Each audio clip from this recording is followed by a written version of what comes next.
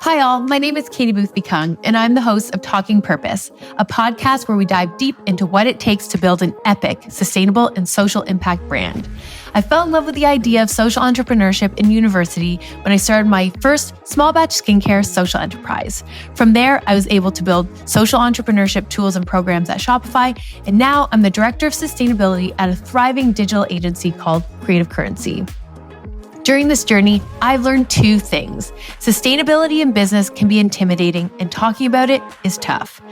On this podcast, I'll interview experts in social entrepreneurship and brand building so that you have the tools and tricks you need to grow your purpose-driven business.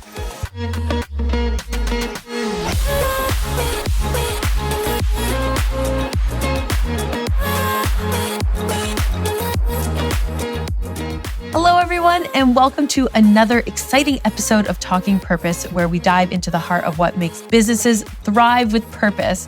I'm your host, Katie Kung, and on today's show, we're joined by an extraordinary guest, Desiree Shank.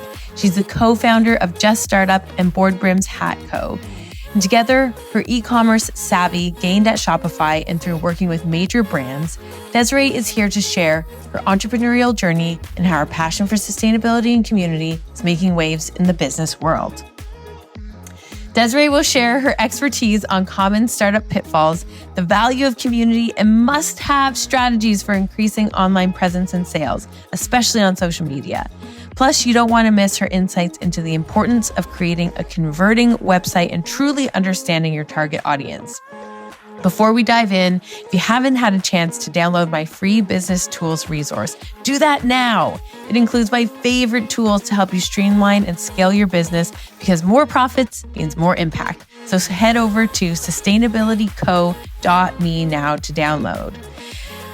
And now, on to the episode. Tighten your seatbelts and adjust your sustainable hats, and let's delve into this purpose-driven world with Desiree Shank. Enjoy. Hi, everyone. Welcome back to Talking Purpose, the podcast. So excited to be here with my old colleague and friend. She's amazing, Desiree Shank. She is calling in all the way from the West Coast you're in sunny California, aren't you? I am. So that's so exciting because it is definitely not super sunny and warm where I am, but so you're bringing the sunshine to our podcast today. I love it. Just by way of quick intro, Desiree Shank is the co-founder of the Just Startup community. We're going to talk more about that, as well as Brims Hat Co, the sustainable hat brand. We're going to talk more about that. So Desiree, she's a multi-hyphenate and she's wearing the hat right now. She looks so good. So happy to have you here, Desiree.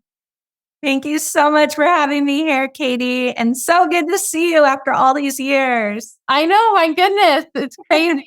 We used to work so much together and then, time passes. So happy to have you. All right. Well, let's get kicked off here with some of these questions. Start by telling us just a bit more about your journey as an entrepreneur and how you came to found Just Startup as well as Brims Hat Co, because obviously you have a lot going on. Yes, for sure. And I'll say I'm a co-founder because Just Startup community is really like a co-op. Like we all came together and formed it. So I don't want to take all the responsibility, but I would say I was born an entrepreneur. Like most people that end up running a business, it's like in your blood. I think like we're just delusional optimists and not scared of risks, because to be an entrepreneur, like you have to be a little bit crazy. I don't know. Like you think it's going to work out. So. Yeah. But I remember like as a kid, I was in middle school, probably 11 years old, pretty young.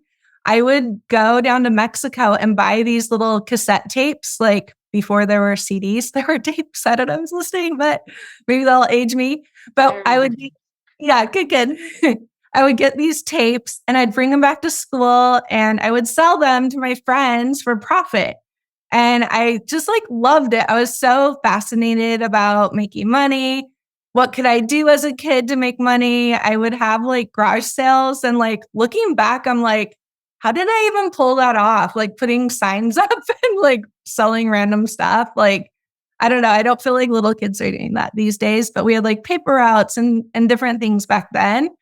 And I was just always fascinated. So I also, as a kid, would ask people what they did for a living and how much money they made, which probably was very impolite, but I was just so curious, like, what could I do when I grow up? Or like, how could I make money? And how much are they making doing that? Okay, I don't want to do that. I'll do this. Like, and I think for a bigger conversation, we should probably, help people understand that talking about money is okay, and we should talk about money. But yeah, so I'd say my journey started as a kid. Over 20 years ago, I had a digital agency, which was amazing. I ended up helping people with building websites. There were small businesses, helping them with digital marketing, and all of that. And then I ended up having a startup myself. And I got funded on national TV. I exited that company, which is like another story in itself. And then I went to work for Shopify. When Shopify was really just starting out, I was one of the first 10% hired. I think I was like number 3 US employee. Like we were still trying to figure out how to get, me settled in the US as a worker, since Shopify is a Canadian company. So when I started there, it was really fun. And I felt like I was on this rocket ship of growth that ended up growing to, I don't know, 10,000 employees at one point, maybe more. So that just kind of started my journey of helping entrepreneurs, helping businesses. We were fortunate enough to work with thousands of brands while being there. And I was on the Shopify Plus team in the beginning, which was just forming, and we help enterprise brands. So those larger brands out there, I worked with Pixie Beauty, Steve Madden. And then we started this little startup program at Shopify. And we brought in a brand called Liquid Death, which is a canned water brand that grew to hundreds of millions of dollars in revenue. Oh, yeah. So crazy that they started with us, I think, over 6 years ago. So that's kind of when this like startup community was born. And we just wanted to create a place where entrepreneurs could collaborate. They could help each other. We could help them with Shopify strategies. And yeah, we have 700 brands in our community right now. That's grown over the years. We had Liquid Death in there, like I mentioned. We had Cool House ice cream, which got acquired, and you'll find them on the shelves now if you go in, because now you'll look for that brand. We had Ugly Drinks. We had Off Limits cereal, which is like in Target now. Partake Cookies, who's in Trader Joe's and Target now. So many great brands grew out of our community. And it was just really fulfilling to help those entrepreneurs during their journey to growing and scaling to the size they are today. And then Board Brims just like randomly came about. This is my hat company. I was thinking with my daughter, who's 14, how could we get her started with maybe a business? Because she had some friends over and they were like, hey, we could probably get jobs. We could work at a restaurant. And I was like, what if you just start your own company? You don't need to go work for somebody. And knowing my daughter is very entrepreneurial, that's a story in itself. She's done a lot more, and only being 14 in her past, she was a national speaker for NFTs. And then she just walked in New York Fashion Week. So she's very like advanced for her age. Yeah. And she's very crafty and creative. So I was like, what are some ideas of a business we could start? And we live in wine country. People love wearing hats here. And I was like giving ideas. And she's like, yeah, we could make custom hats and like decorate the brims with a unique flair for anyone to design however they want.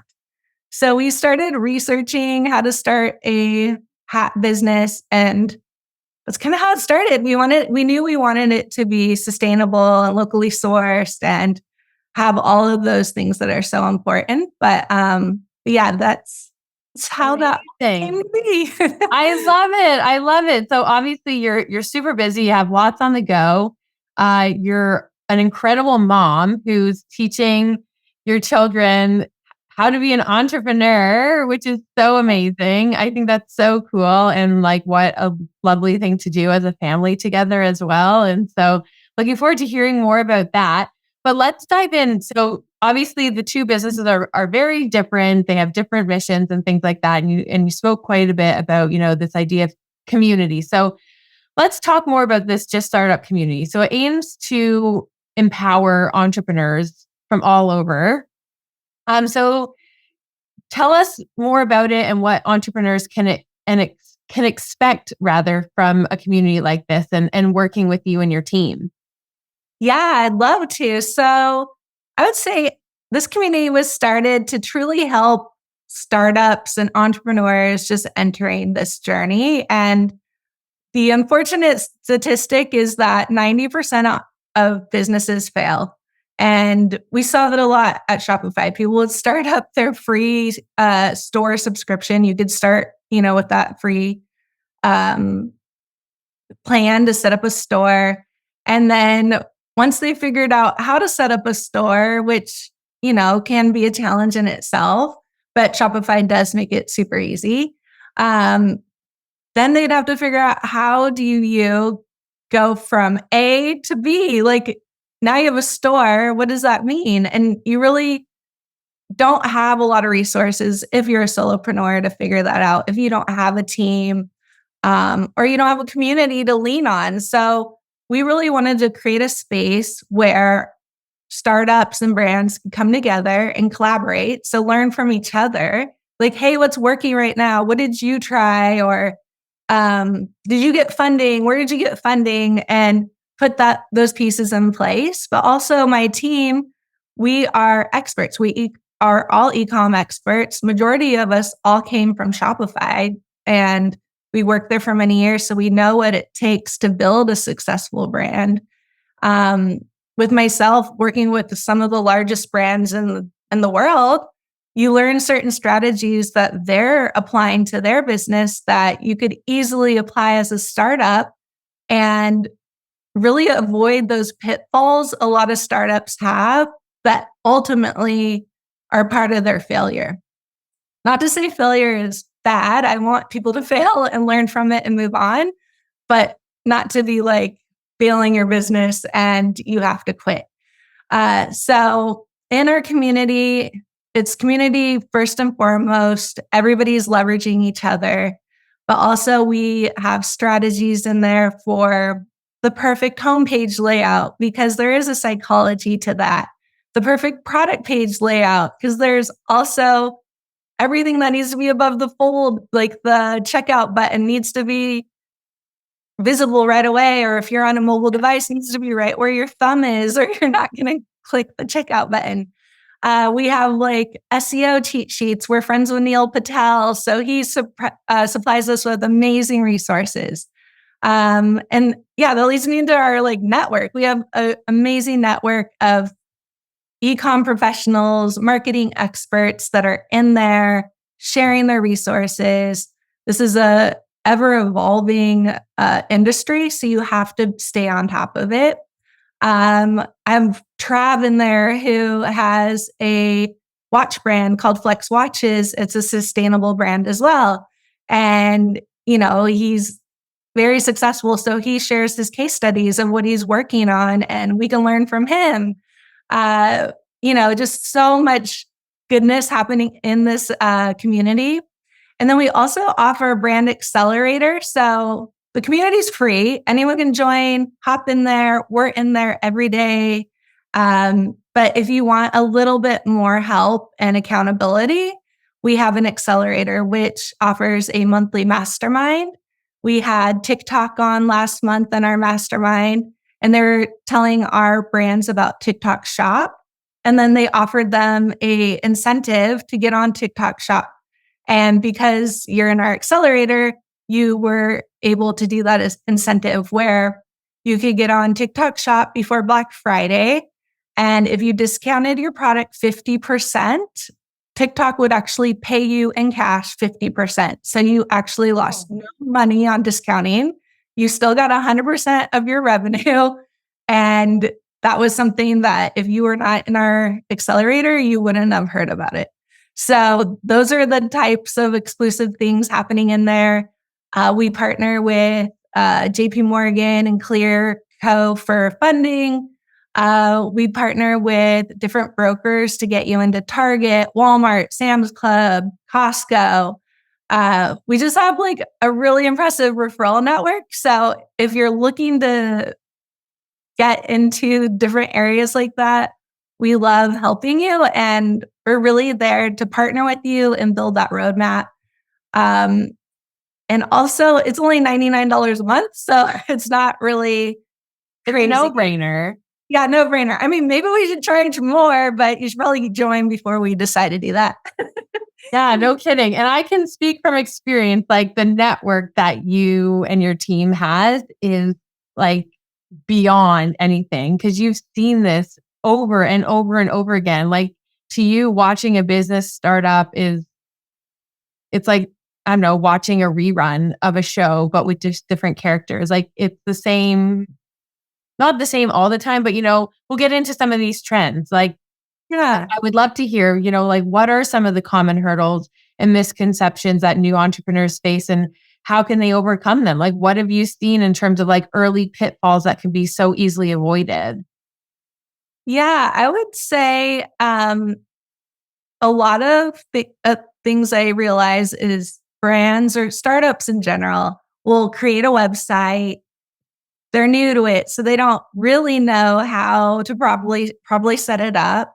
I mean, Shopify does help you set up a website, but it may not be a converting website. And what I mean by converting is you're not getting sales from it because maybe there's some friction to get to the checkout, or there's maybe not the right customer journey that you're flowing your customers through. So there's that piece that everybody really needs help with conversion, and actually knows no matter what size business you are, you can always be improving your conversion rate, which starts with UX. And I would say when startups are just beginning, they have a website, and then I think they magically think that they'll have sales. Like people will just know about you, they'll find you, and you're a business. But unfortunately, you're lost in this sea called the internet, and it's pretty saturated. So you have to be noticed and seen, and figure out who is your audience and who are you going to be marketing to, because maybe the product you have is only good for a certain demographic. So you got to figure out those personas and hopefully have a good business plan in place. But we can help advise you and strategize with you in this community too. I think another pitfall is solopreneurship, people thinking they can do it on their own. But there's so many great resources and communities out there, not just ours, but there are so many that you can join. And myself as a startup, I would join communities. I would go to events. I would go to different like conferences just to like learn as much as I could. And I always wanted to be the dumbest person in the room and not feel bad about it, because I was like, I need to learn all these things. I'm not an expert yet. So I think realizing you don't have to be alone and just putting yourself out there and trying to learn as much as possible, and not to be afraid of not knowing what to do. Because like, I love telling people what to do. And I have so much information in my brain that I want to help you with. Like I've been doing this for 22 years. So yeah, I would say those are kind of the the hurdles or misconceptions that I see over and over again. Yeah, no, that's such good advice. And yeah, I think a lot of entrepreneurs, and I remember when you and I were both at Shopify, your group was doing this. I think at some point my team started implementing some of these UX practices for social entrepreneurs. And it's true. It's like you can have a website, but it doesn't mean that people want to buy from you. Like if you're not creating, like it's your job to build the road to get to the checkout. And if you're like, here's this forest and I think there's a trail and you can go ahead and try and walk it to the end, like people are going to turn back. And so that is definitely a big one that people forget. Like they're always like, okay, we got marketing. It's all about product development. It's all about just like having something that exists where people can put their credit card information in. But yeah, having that website that flows is super important. So that's really, really helpful.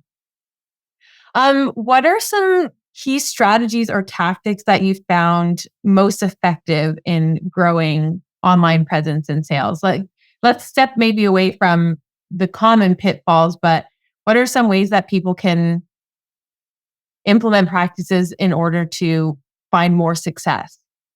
Yeah, I would say as a startup in general, social media is probably like your natural first stepping stone because it's free unless you're running ads, but it's free to start. You can kind of get your feet wet. You can look at other brands doing really similar things to you and get inspired. There's a lot of great free tools out there like canva.com. Like I'm trained on Photoshop and Illustrator, but I love Canva and I will use it no matter what. And so I think, finding those free tools out there that can help you really start up without having to have a big budget. And then finding out where your audience is. So typically older demographics on Facebook, but also Facebook is not going anywhere. Mark Zuckerberg is the leader. He's not going anywhere. So Facebook and Meta is important, and they own Instagram, so be on Instagram too. There's other platforms out there you can consider, like TikTok, which is a little bit more volatile, and Snapchat is like for much younger people, and your price point has to be like under $10.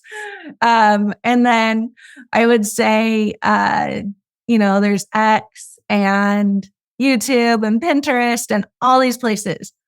So in the beginning, probably I would say start with Meta as the easiest to start and really focus there. And then you can expand out to different social media platforms.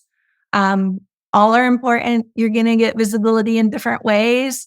I love YouTube Shorts, like it's pretty underutilized right now. So if you can get good with that, YouTube is a kind of evergreen. Your following can grow over time, where when you're with Meta, it's like instant, you get those likes and views right away, and then it kind of simmers off. So just consider like what your audience is and like where they're at. Also, I would say once you get a list of customers, like you have buyers or an audience, work on your email marketing strategy. It's free and you own that community. So you can market to them every single day. You can use SMS and those channels and emails and phone numbers. You own that. It never goes away. You can download the CSV, where social media, it's much more difficult to own that audience. I would say learn everything and anything about SEO. So when I said you are building a website and it's lost in internet space, the only way for search engines to find you is to have a great SEO strategy. And there's so much free information out there. Neil Patel is amazing. You can just get the basics going and do okay. But if you never do SEO, probably no one will ever find you. So you should probably learn a little bit about that. Also, I would say figure out how to get PR. Like there are PR agencies, but you can truly start on your own. Reach out to different places, ask them to talk about you. maybe even on social media, ask other communities to share about you. Just do your own outreach, and usually you can get good results. Even like locally, hyper locally, just do what you can in the beginning. Um, and then I would say word of mouth marketing is really powerful. So you can start like a UGC campaign, which is a user generated campaign. You can start an ambassador program where people are now talking about your brand. And if there's a sale, you pay them because they made the sale. And you don't have to pay them up front, which is really nice because in the beginning, you probably don't have a huge budget. So if you have what's called an affiliate or ambassador model, they can do the sales for you and then you pay them a percentage of the sales. So you don't need a big budget for that. And I love Billo. It's a UGC content creation platform where you can find creators, pair them to your brand, and they can create UGC for you for as little as $49. And then it's super great. And then there's another ambassador program called Roster. It's a Shopify app. They're more for enterprise level, but you can still start there because it's very powerful and running an ambassador program. And then I would say before you run any traffic to your site, make sure your UX is dialed in, like I mentioned before. Because if you're sending all these people to your website and it's not converting, it's not going to work. So I usually say, don't bring the mice until you have the mousetrap. And there's so many different things that you need to include in that mousetrap. And I would love to tell you about it. And if you hopped in our community for free, I would tell you all about how to do that. Amazing. Well, there you go. There's all the incentive you need to join the Just Startup community. I'm in it. It's amazing. Desiree and her team are always in there all the time, giving really cool tips. And it's really, really amazing. But yeah, I mean, there's a lot there. I mean, yeah, get on social, figure out who your audience is and where they are.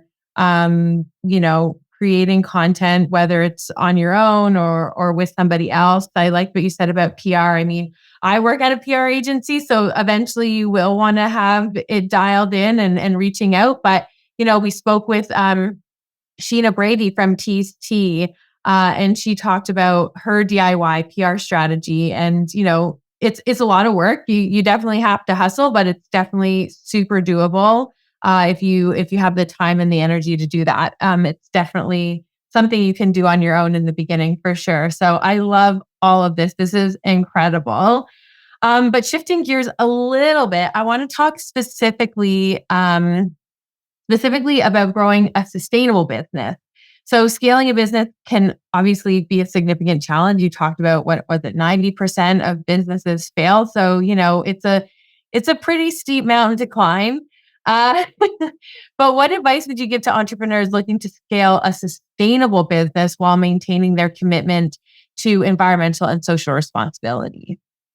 Yeah, I would say it starts with just having that mindset of integrating eco-friendly and practices into your brand. And it can really start small and you can build upon it as you grow your brand. But I knew from the beginning, I wanted it to be ethically sourced products. Being at Shopify during the pandemic, I saw brands struggle with sourcing their products overseas. A lot of businesses failed during that time because they just could not replenish their products. And I knew at that point, if I ever started something, it would be local and I would source it local because I would never have to rely on supply chain issues. So I think figuring out your mindset in the beginning of like what's important to you and your brand, and keeping it authentic too, because if that's not important to you, like don't pretend. But if it is, I think more people will probably move towards this. So I think it starts with like sourcing those sustainable products in the beginning. I think having a transparent supply chain, like I say on my website, it's ethically sourced in Los Angeles. Like that is where I go and get all of my things. I do get some stuff from New York and soon from Vegas. And as you grow your business, you'll find new opportunities and places to work with really cool other business owners to like work together. Like, who knew there's hat makers still? Like, wow, that's cool. Cool. um, and so also I would say like eco-friendly packaging, and it's become more and more easy to get eco-friendly packaging and more cost effective too. So back before it might have been more difficult, but I think you can talk to people in the community that are focused on sustainability and get those connections for eco-friendly packaging. Like we have people in our community that have incredible packaging and they share where they source it. And so I think also having like a social responsibility program is really important. So with our hats, we give a percentage to a charity. I'm actually on a nonprofit board called the Bee Girl organization. So it's helping with bee research and saving the bees, basically. And so every time someone buys one of our bee pins or bee patches, because we do trucker hats too with iron-on patches, then we give a monetary amount to the charity. And we use a Shopify app called Give and Grow. It's on pledge.to. That's their website. And they work with some of Shopify's biggest brands like Once Upon a Farm with Jennifer Garner, Rhodes Beauty with Hailey Bieber. They work with, gosh, a lot. If you go to their website, you'll see. And they pair up brands with charities. So like Save the Children or Feeding America. So that's the tech that we use on our website too to sync up with the Bee Girl organization. So there's over 2 million nonprofits out there that need your help, and they're having incredible missions. And if you have a brand, you should be supporting a charity. Like, it's so easy to do. Like, you can do 1% of your sales, which is like nothing. Like you can do that, but over time that adds up for that charity. And they're always looking for ways to fundraise or get more support for their causes. And if every brand out there gave 1%, it would be so impactful and create such a big change that I think every brand should be socially responsible that way. That's how you could start really easily. Also, I love with Shopify, they have like energy efficiency. They have I think it's the Planet app that calculates carbon emissions on each of your shipments and can remove carbon dioxide from the atmosphere, which I have no idea how that works, but it sounds really cool. And like, I do that with my shipping. So that's another easy way that you can start. Like, if you're not into sustainability yet, you could just start doing that. And then also, I would say your marketing messaging can really be powerful. If you say you are a ethical brand or sustainably focused brand, using like eco-friendly brand messaging could be really powerful for your consumers and that differentiator from you versus another, let's say, hat brand out there. Also, I love shopping from brands that have like the little certifications, like if they're a B Corp, because I know like how difficult it is to be a B Corp, or they have like 1% for the planet or fair trade, or like some of those like badges or certifications are really powerful as a brand. So you can look at how you can get certified for that as your brand. I think also you can think about ways like your product could be reused or recycled. Like a lot of clothing brands out there that are fast fashion, I hope they would encourage customers to like donate their clothes to an organization after, or just ways to avoid your product ending up into a landfill.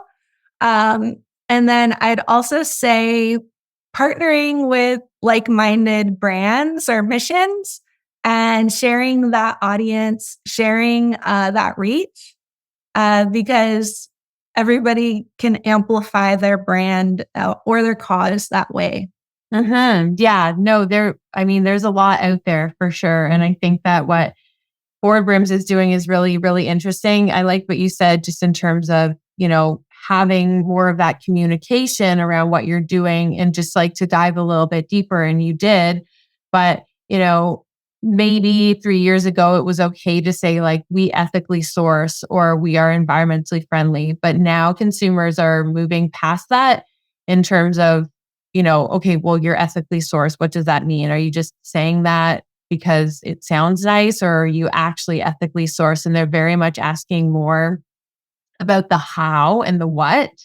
And so it sounds like, and I mean, you do that in terms of saying, we source our products right here in the US, like people are paid properly, et cetera, et cetera. It sounds like you're working with hat makers. So that's super cool. So, but going that level deeper, because these high level platitudes just aren't really resonating anymore. And it was easy for brands to hide behind, like we're ethically sourced, and people would just like take them at face value. And now people just are interested in taking brands at face value. So that's super helpful. But yeah, in terms of like what's out there, like sustainable packaging or these give back apps, like there's so much of that out there.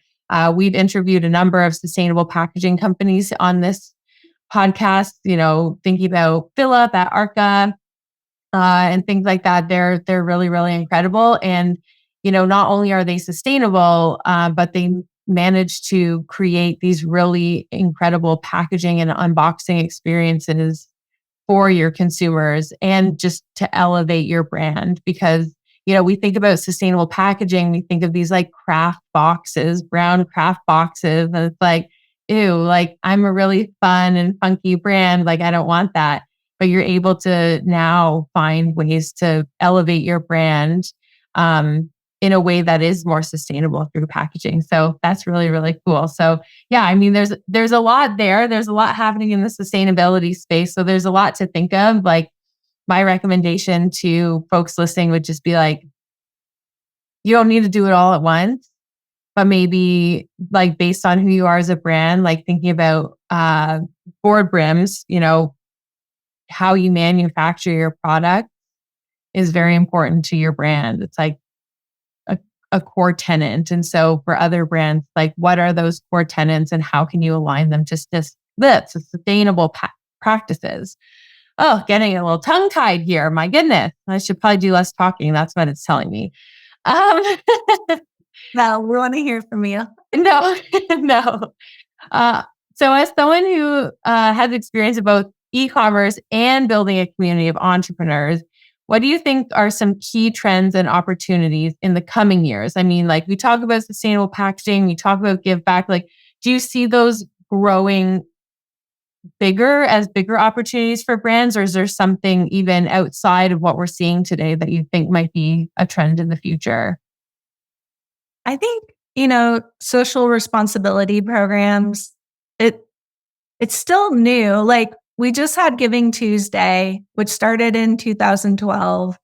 And I feel like just now it's becoming a household name. And just now it's becoming a marketing strategy. I saw a lot of brands involved in Giving Tuesday this year that I never saw involved before. And that's great. Like we should be giving back, and it should be authentic to your brand. It should be year round. It shouldn't just be on Giving Tuesday. But I think it's a great start, and people are starting to jumping on the bandwagon of giving because it's now cool. And, it creates such an impact that consumers, as they're already doing things they're already shopping. Now you're giving them the opportunity to give back and make this world a better place. So I love seeing Giving Tuesday. I love seeing all the campaigns that I saw. And it gives me hope that people are becoming more socially responsible and really thinking about implementing those strategies in their brand.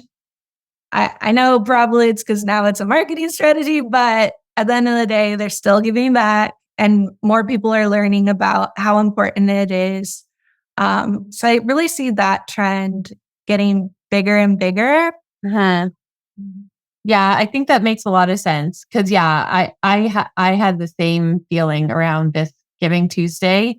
Like it was something that I talked about all the time at Shopify, but after BFCM, and people were just sort of like, "Huh, what's this thing? Maybe I'll check it out." But yeah, it's definitely becoming more of a household name, and I think you think about where we're at currently in our economy, like thinking about Canada, thinking about the US, like inflation, cost of living, there's a lot happening. And so if there's ways that businesses can pivot their growth to support the communities that they live in and people who are struggling during this economic downturn is so important. And there's a lot of ways that businesses can do that. So I think that that's really, really awesome. Let's talk about hats. Let's talk about boardrooms. I love it. I want to hear more about it. So you talked about what you're doing. I think that that's excellent. So like talk about why you made the decision and how have you been able to balance profitability and sustainability as you grow this brand? Yeah, great question. I would say, like I mentioned before, I knew from the beginning I wanted it locally sourced. Like if I can drive there and talk to the people and meet with them, even better. So the lady in LA, I drive to her. We are friends and that's great. And I actually have an electric car. So like it's no emissions when I go get my hat. So I love having that personal relationship. I also know like I'm helping that person as a business by selling these hats, in a couple towns over from her. And, also New York, there's an amazing hat maker there that we source from. And then I just got a call from another hat making company that I knew during Shopify times. They were a very big hat making company and became friends with them over the years. And they saw my post that I was selling hats and they're like, why didn't you call us? We'll sell you hats. And I was like, I love it. So that will be soon. And they're based out of Vegas and sustainably sourced too. So that could be a new partnership in, the coming weeks. And that I knew that was important to me is making sure the hats were locally sourced, just so there were no supply chain issues. We're in just a really unpredictable time in the economy, in the world. And I wanted to just support local as much as I could. And I hope more people go back to a local economy. It's just such a great feeling to know like the people I'm helping. And so I also wanted to instill that in my kids because this is a family affair. I built this brand truly for my kids to take it over because even though working in a restaurant is great, I think the life lessons of running your own business, not to say working in a restaurant, you do learn a lot of life lessons. I worked in a restaurant, but I would say you're going to learn a lot. And it's something that they can be involved in and have their friends get involved in it and expand it. And I think it can be really fun for all of them. So truly, I built it to hand it off. And if you're a parent with teenager kids, it's a tax write-off. You can write off, I think, up to like $15,000 a kid if they are your own. So my son does the behind the scenes stuff. So he loads our stuff up, unloads our stuff, sets things up. He can like steam hats or use the lint roller, like the stuff he wants to do. He's a guy. And then my daughter loves being creative. So she designs the hats, helps me with sourcing all of the things. And then her and her friends can run little local pop-ups. We're in a winery. So we can set up at little markets and little boutiques and make custom hats, which has been really fun. And we actually just started in October. And it's so funny because I am an online business expert. but I truly love the in-person connection of having a brand where I'm not sitting behind a computer all day. And it's provided me to meet a lot of people in my community I would have never met. Um, and yeah, I think it's fun, and I can hand this over to my kids and their friends and kind of take it over. And maybe one day when it gets big enough and we're online, like Gigi Pip or Lack of Color, those are some really big hat brands. We'll have an online presence. We do right now, but just not to that. Well, yeah, you have to go out and meet the people. I get that. I was back in my Copper Collective days, I was definitely at markets a lot because, people want to smell things. They want to experience something. They want to get to know who you are. And then they come back and they become returning customers. So it's definitely a lot of legwork in the beginning, but that's amazing. In terms of, I guess, profitability and sustainability, it sounds like because you're sourcing locally, because these folks have been established hat makers in the industry for a long time, it doesn't sound like there's a lot of like cost differences, I guess, compared to, I don't know, a non-sustainable made hat. Well, you could probably get a non-sustainably made hat from China for $4, but ours are probably, be like the conversion, maybe like 10x that to be sustainable. So it is a price challenge. Yeah. Okay. Yeah. So, but I still feel like the markup, we're still making money. We feel good about it. And maybe we're not making, I don't know what the math would be for a $4 hat. We sell, but it's the quality too. It's like someone who's actually like hand making a hat, stitching it, each stitch kind of thing. And it's coming to you from somewhere in New York. So yeah, I think that makes a lot of sense and really, really interesting. But obviously, when you're thinking about some of these things, and we had somebody on the podcast earlier, they're a clothing brand based out of Oshawa, Frere du Nord, and they have a similar sentiment. Like they have everyone is in-house who's making their clothing. They have seamstresses making the clothing right in-house. And again, like the cost that you pay for those like wages and the quality and time that goes into these, it's a payoff in terms of, like you said, the supply chain issues, being able to get things on time. If like a stitch is wrong or there's like an issue with one of the folds, you don't have to wait 6 weeks to get a new one. You're getting it right there. So in fact, if you factor those costs into our day-to-day economy, like it does seem like there is, I don't want to say that, it all balances out, but it kind of comes out in the wash when you have a bit more of a reliable supply chain. Yeah. And I think for hats, like they should last you a long time. And if they're made well, they're going to keep their shape. They're going to last for quite a while. And it's not like a consumable, right? And even with fashion, trends change, but hats kind of stay the same. Like there's a cowboy hat, it's always going to be a cowboy hat. And there's a rancher hat. Whatever your style is, you'll probably keep that hat forever. And I want it to be of good quality so it maintains that shape and everything. So to me, it made sense to me. Our bands are all like customized, so you could like take it off. It's not glued or anything. You could take it off and do something new in a couple of years, or monthly. I don't know, whatever your style is, but we just knew that was important. And like you said, it is a payoff because if I was ordering hats from China, I don't know the quality. I don't know like what I'm getting, and it could be horrible, like at $4 a hat. I don't know. And then you end up losing out all that money because also you have to buy huge quantities to get that price. So the person I shop from, it's like 3 hat minimum. I can order 3 hats. I'm good. Wow.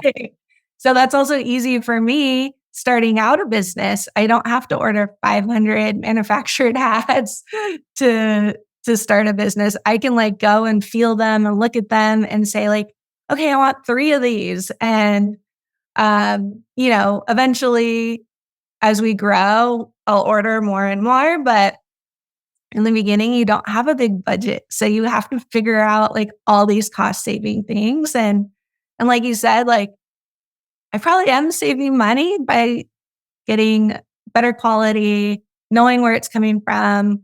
I don't have to like ship things back or lose time or, we've had pop-up sales every weekend.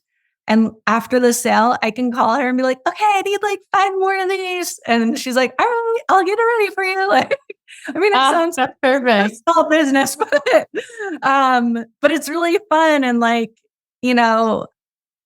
I like having that relationship that I can just call her and tell her what I need.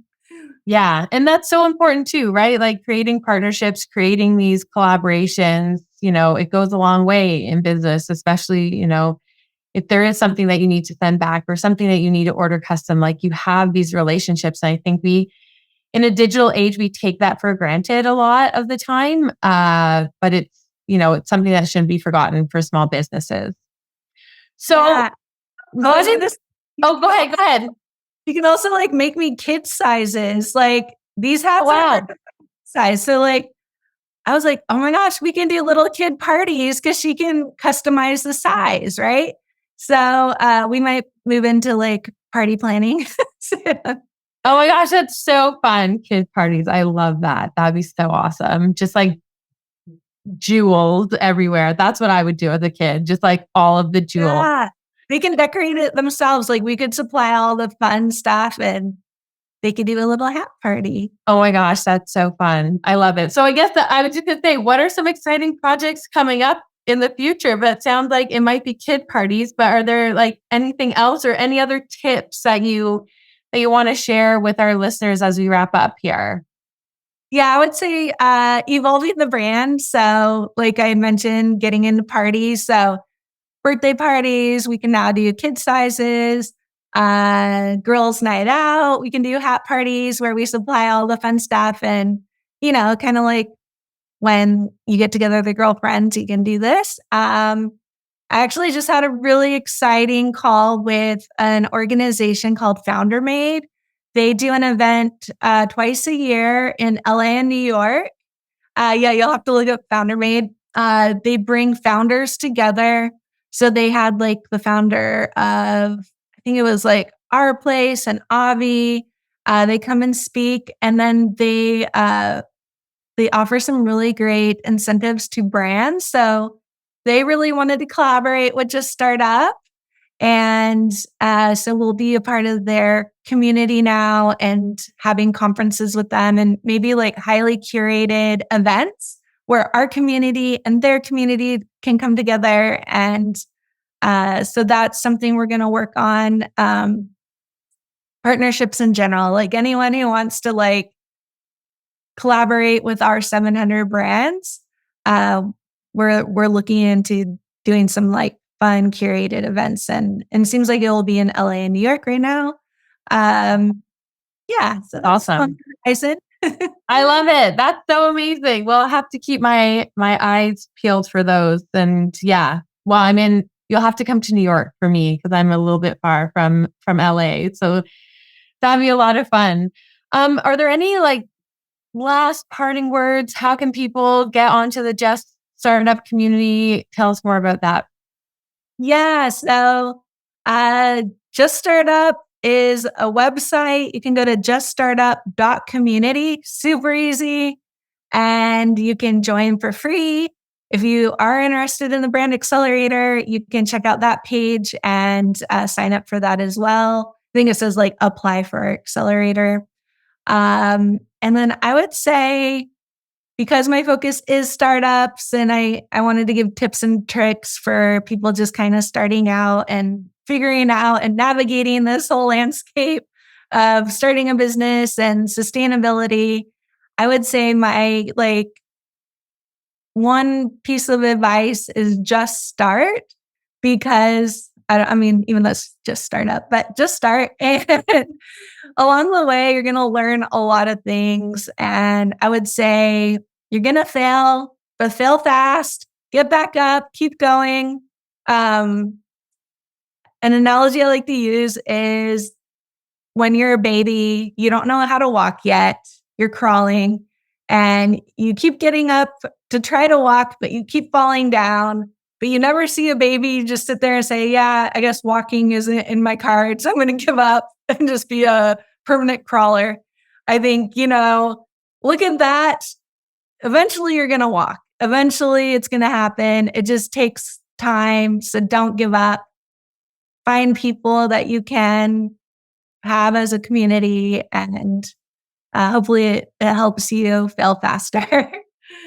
I love that. That is so perfect and such a great note to end on. It's just get out there, just do it. If you've been thinking about it, just get going.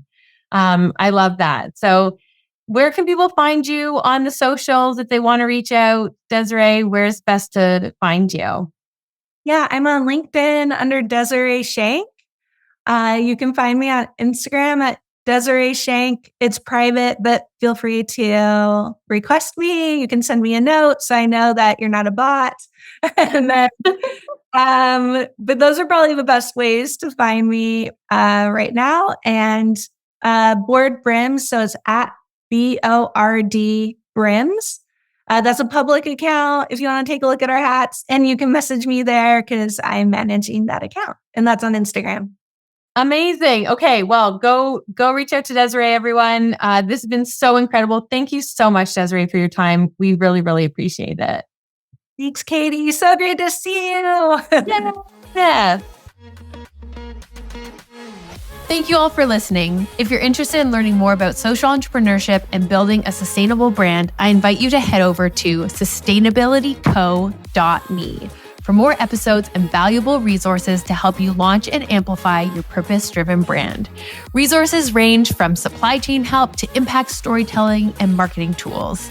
If you'd like to chat one-on-one, drop me a line. I always love hearing from listeners and other sustainable businesses. In the words of the past Layla Jana, make it your business to figure out what good needs to be done in the world and then do it. Talk soon.